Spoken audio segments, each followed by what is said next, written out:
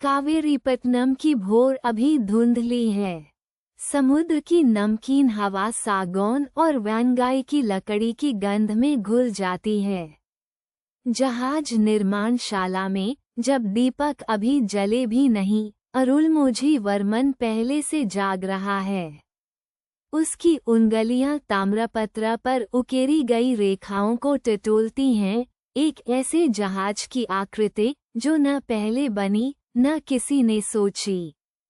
छेनी की ठक ठक और रेत की रगड़ में उसका मन कहीं और है, हिंद महासागर की उन लहरों पर जो अभी उसकी प्रतीक्षा कर रही हैं।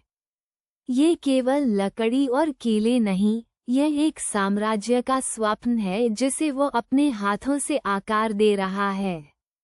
लेकिन महानता की यह यात्रा अकेले उसकी नहीं रहेगी।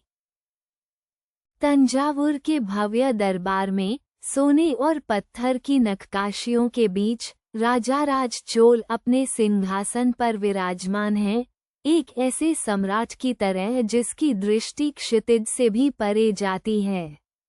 अरुलमोझी वर्मन झुककर प्रणाम करता है, लेकिन उसकी आंखों में एक अदम्य ज्वाला है। राजा की मुद्रा में कोई संशय नहीं, केवल संकल्प। ताम्रपत्र पर अंकित आदेश सरल है, परंतु भार असीम। कडलकोट्टम, समुद्र का दुर्ग, एक ऐसा युद्धपोत जो हिंद महासागर की लहरों को चोल ध्वज से आच्छादित कर दे।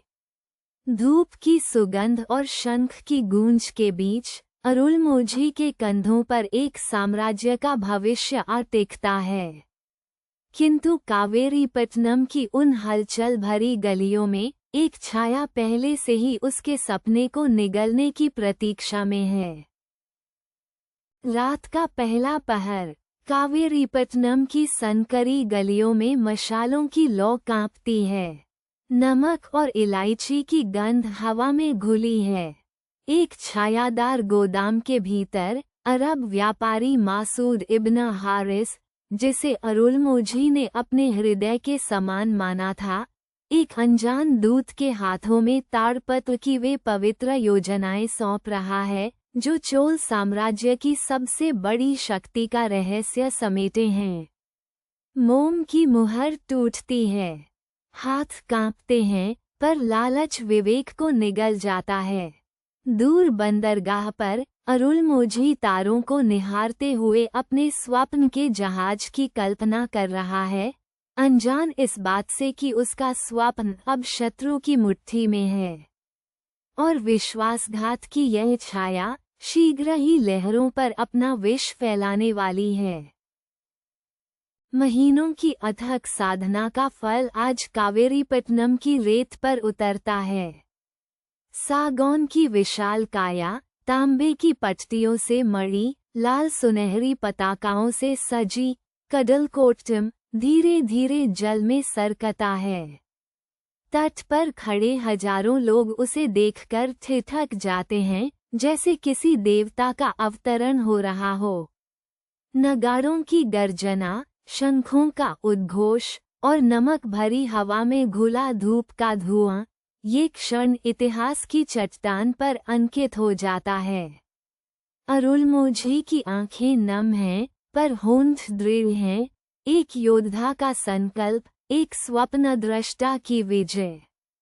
किंतु जिस भीड़ में जयकार गूंज रही है, उसी में एक परिचित चेहरा छिपा है, जिसकी दृष्टि उत्सव पर नहीं, उस जहाज की संरचना पर टिकी है। रात के तीसरे पहर, जब आकाश में केवल तारे गवाह हैं, हिंद महासागर की काली लहरें एक भयावह रहस्य छुपाए हुए हैं। 3 शत्रु जहाज, शांत, अदृश्य, घातक, कडलकोट्टम के उस पार्श्व भाग की ओर बढ़ते हैं जो चुराई गई योजनाओं में सबसे कमजोर दिखाई देता था। तेल से जलती मशालें, लकड़ी की चरमराहट और नमकीन हवा में बारूद की गंध, सब कुछ एक साथ टूट पड़ता है। जलते हुए अग्निबाण आकाश को लाल कर देते हैं। अरुलमोझी का विशाल युद्धपोत घिर चुका है, आगे गहरा समुद्र, पीछे शत्रु की आग।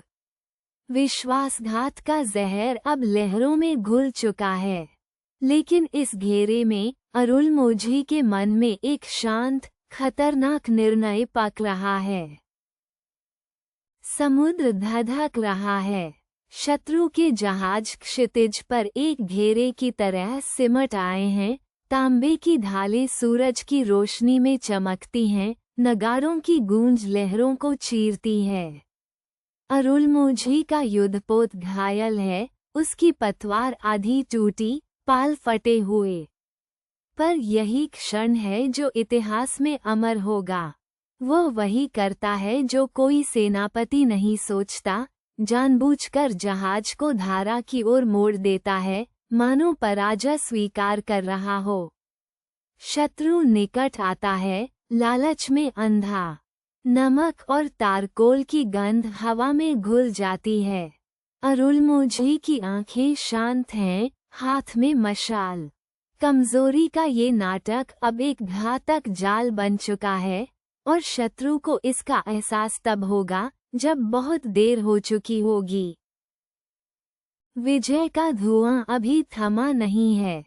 लहरों पर जले हुए शत्रु पोतों की राख तैर रही है, और नमक सनी हवा में बारूद की गंध घुली है। तभी अरुलमोझी के सैनिक बंदरगाह के एक सनकरे गोदाम से उसे घसीट कर लाते हैं। कन्नन, वो व्यापारी जिस पर कभी अटूट भरोसा था। चंदन और हल्दी के ढेरों के पीछे छिपा, वो कांप रहा है। अरुलमोझी उसे देखता है, क्रोध नहीं, बल्कि एक गहरी, पत्थर जैसी चुप्पी उसके चेहरे पर उतर आती है। यह मौन किसी चीख से अधिक भयावह है। विश्वास जब टूटता है, तो उसकी आवाज नहीं होती, केवल एक खालीपन रह जाता है। अब न्याय की बारी है, और अरुलमोझी के हाथ में निर्णय की तलवार है। वर्ष 1017 ईस्वी। कावेरीपट्टनम की भोर अभी धुंधली है, किंतु क्षितिज पर लाल सोनेरी पालों की एक अटूट कतार उभर रही है। अरुलमोझी अपने प्रमुख युद्धपोत के अग्रभाग पर खड़ा है। नमकीन हवा उसके कवच से टकराती है, लहरें लकड़ी की पसलियों को थपथपाती हैं। 100 से अधिक जहाज, सागर की छाती पर एक चलती फिरती नगरी। महीनों की यातना, विश्वासघात और अनिश्चितता अब इस एकल क्षण में सिमट आए हैं। दूर, धुंध के उस पार, श्रीलंका का हरा भरा तट उभरने लगा है, मानो इतिहास स्वयं झुककर चोल ध्वज का स्वागत कर रहा हो। ये केवल एक सैन्य अभियान नहीं, ये हिंद महासागर पर एक साम्राज्य का दावा है। परंतु विजय की यह पहली सीढ़ी चढ़ते ही भीतर कहीं एक अनसुनी आहट उसे सावधान करती है।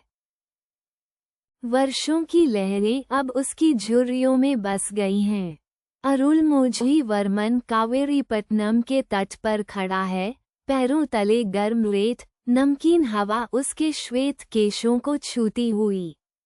क्षितिज पर उसके बनाए जहाज, विशाल, अजेय, सागर के सीने पर राजाराज की ध्वजा लहराते हुए धीरे धीरे दूर होते जाते हैं।